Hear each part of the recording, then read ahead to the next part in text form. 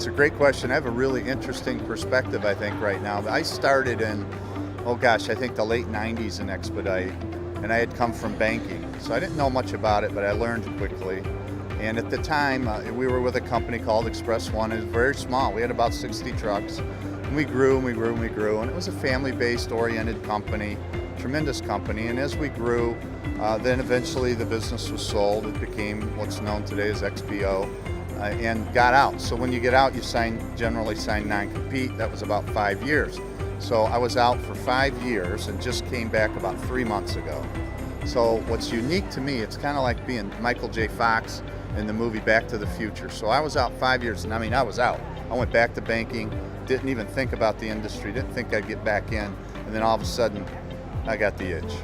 And when I got the itch, I came back with some guys that I really respect, guys that I work really well with, Mike Welch, Jim Welch, and other members of our old family at Express One. And so we're back at it. But I'm making these observations now on things that have occurred over that last 5-year period. And it's amazing to me. Some things haven't changed a bit, and that's incredible to me. Other things have changed immensely. I'd like to think that I worked with Expediter Services in their infancy. In fact, I'm pretty sure that I did. And I'm looking at the growth of Expediter Services since I came back into the business. It's phenomenal. Back in the day, you used to be able to recruit Joe and his straight truck, and you would sign him, lease him onto your company, and it worked. And then 2008, 2009 hit. And I'm an ex-banker, as I said earlier. That hit hard, and it hit the straight truck owner-operator very hard. And then what I've seen, and I started to see before I left, is it's very difficult to find the individual that could go out and finance his truck and get in the industry. So then you saw companies like Expediter Services come into play and provide those valuable connections for those owner-operators that wanted to get in but just couldn't go to the neighborhood bank and do it themselves. It just couldn't because the bank stopped lending the money. And I was one of the bankers that stopped doing that. And so I felt for them. Now I get back and I see the growth of Expediter Services. It's phenomenal. It's absolutely phenomenal.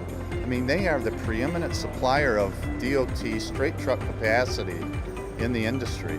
But what I like is they're also providing, when the owner-operator chooses, to use what I would call business acumen training, business services capabilities, and services and processes that really help the owner-operator be effective owners on their own. They are still self-employed owner-operators running their own businesses with incredible support behind them with Expediter Services and the carriers that Expediter Services works with, much like Premium Transportation, who I'm now with.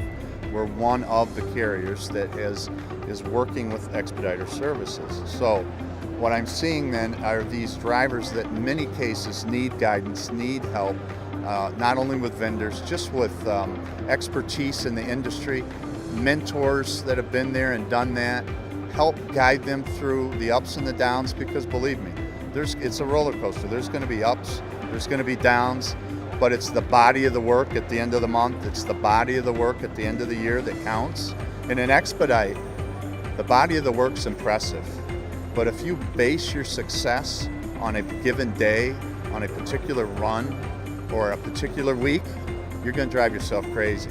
And you might drive yourself right out of the business, which would be a shame, because it's really a wonderful business to be in.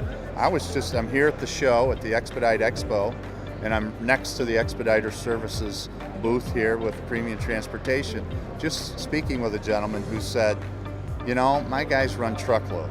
They run dedicated. They're bored. I can't keep them. I said, well, help me understand that. Why are they bored? He said, they have ruts in the road. They're seeing the same scenery day in and day out. They're bored. He goes, what they have on their truck is not important. They don't need to be loaded very quickly. They don't need to be unloaded very quickly because what they're hauling is not that important to the shipper or the consignee. With Expedite, what you're putting on that truck is important. That shipper wants to get it going because they want to meet their customers' expectations. And that consignee wants to get it off that truck, because if he doesn't, that line's going to shut down or that customer's expectations is not going to be met. So what I think is cool for the driver is that he's hauling something where he may actually get a standing ovation when he delivers. And it's, generally speaking, it is light freight.